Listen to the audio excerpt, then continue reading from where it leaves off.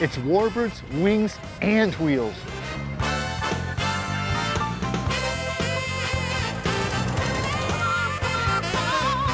Check out this emergency brake.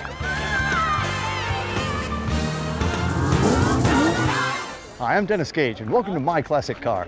Well, this week we're in Paso, Robles, California at the Estrella Warbirds Museum for the Warbirds, Wings, and Wheels car show. This is amazing. Great cars in an unbelievable setting. This museum has got stuff I've never seen. Most of these planes don't fly, but I'm fine with that because I can get up close to them. Imagine being in that. Yowza. So what do you say we get around and check out a few of these Warbirds, the Wings, and the Wheels?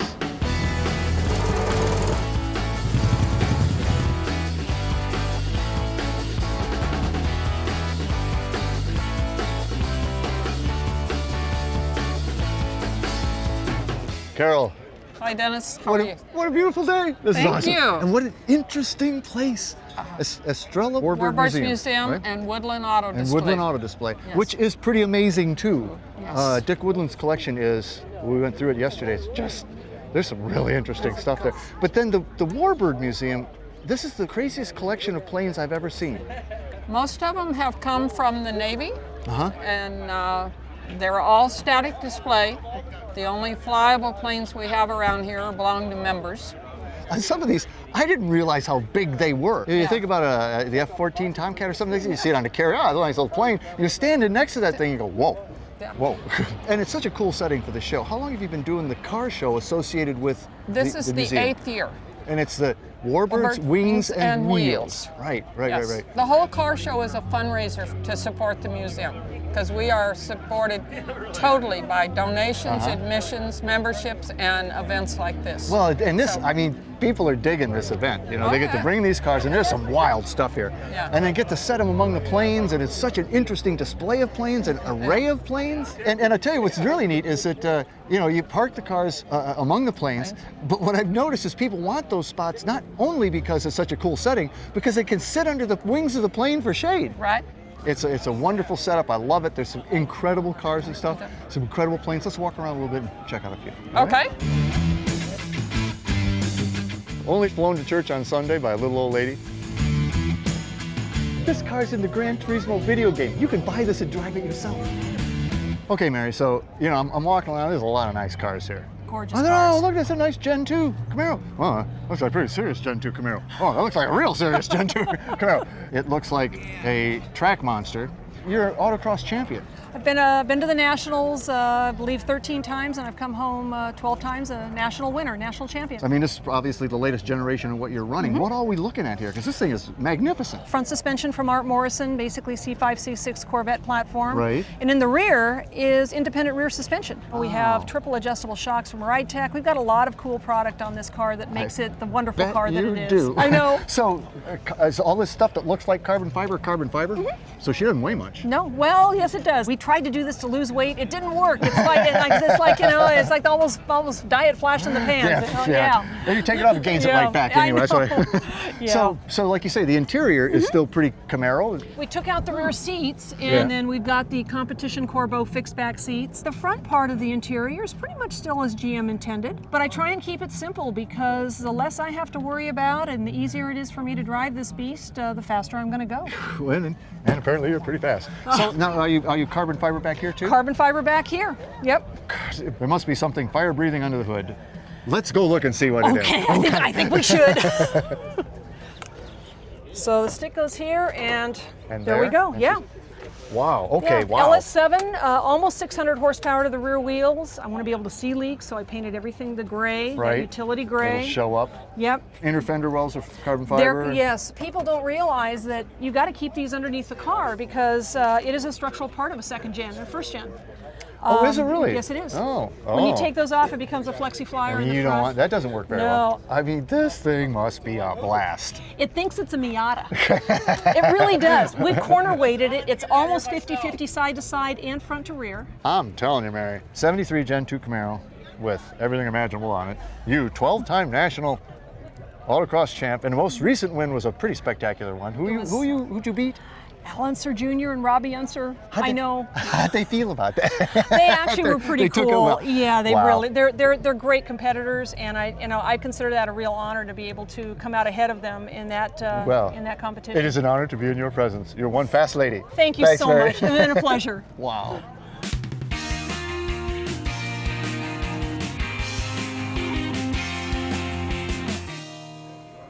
Well, Scott, you know, a Dodge truck with you. What are the odds? Yeah. you got umpteen of these It's an things. unusual habit, yeah. This is beautiful. This is 1970 Power Wagon, and it's a short bed step side, which is the thing that caught my eye. I don't know that I've ever see. They're all long beds, aren't they? I've had probably 20, 25 of these Dodge trucks and never had a short bed step side before. Well, now this is a pretty shocking color, but this is actually this was a Dodge color, yes? Yeah, all these are original factory Dodge colors. And the whole painted grille and the painted bumper was That also? I changed, yeah. It had sort of an argent silver and then it had just a dull gray on the bumper. You've got the Vineyard, beautiful Vineyard. You've got all these Dodge trucks. In fact, the band's playing on two of them. Yeah. What is it about Dodge? I think it was about the uniqueness of you just don't see them everywhere. And I started with one, and then I started actually using them at the Vineyard, and then somebody would call and say, I know where there's one, and I'd fix up another one and just keep moving down the road till I ended up with too many of them. Well, then, you know, interior-wise, it's also pretty nice, actually, for a work truck. It wouldn't have had the two-tone seat. You've And tricked that up obviously a I'd changed a few little things to make it look better, but it's basically all original how it would have came. How about the door panels and stuff? With that, it's kind of a plastic. Yeah, that's a plastic. Yeah, and that's the thing of getting into the 70s. That's why I like the 60s a little bit more. There, Right. You see a little plastic in the dash that Right. wasn't there 2 years ago. So. And then you know the diamond plate bed. Yeah, well, it had a wood and metal configuration, and they always rotted out. Sure. And when you do a replacement on those, they're so pretty you don't want to ever use them for anything. So I was trying to make it stay a work truck. So I custom cut a set of diamond plate and fit it in. Tail lights are from an old vintage Jeep, but they look like they're period correct and look like they belong. And this chain setup was what they came with back then. Right, that was it. This would have had big 6 cylinders or something originally, yes? A lot of them had slant sixes and a lot of them had straight sixes earlier on. As you got into the late 60s, early 70s, the 318 was the most common motor. Is that what you have up there? Yeah, LA 318. Let's go look at it. All right. Wow. So the blue block color and stuff would have been the 70 color? That's an original thing, yeah. But you've put headers on? Yeah, I had looks nice. I had a state that had no exhaust manifolds for it at the time. They were always get cracked when they get old, the heat and cool, and cool thing. So I had a set of stainless headers laying around the shop, and I thought, let's put them on and see how it works, and it worked out pretty good. This just looks great. And this is you just finished this thing, right? Yeah, but again, it wasn't really built as a show truck. It was built to be somebody's daily driver and a worker. So, and that's what we use them for at the winery. So. 1970 W100 Power Wagon. Right. Wow, beautiful truck, Scott. All right. Thank yeah. you. Thanks for coming. Dan, I was rolling to the show. Okay. And I see off in the distance, see this really cool red car. I went, oh, it looks like I think that's a Triumph GT6. I get closer, no, I'm not sure. I think it's an Opel GT. And then we get closer and I go, oh my gosh, it's a Toyota 2000 GT. I couldn't believe this. This is the first one I've actually seen in full scale 3D. They did not make that many. The car was hand built by Yamaha. They designed the head. I mean, they did the body work and stuff too? Yeah. Really? I didn't know that. They did the body work. The body is one piece of steel. They did that for rigidity. Well, and you look at this thing and you got almost the Zagato double bubble in the roof line. Right. These exposed hood hinges I think are so wild. Yes. But then these side doors, I mean, those aren't golf club doors like the old I in the wish 30s. they were. did that. I wish they were. So are they golf club doors. access to something?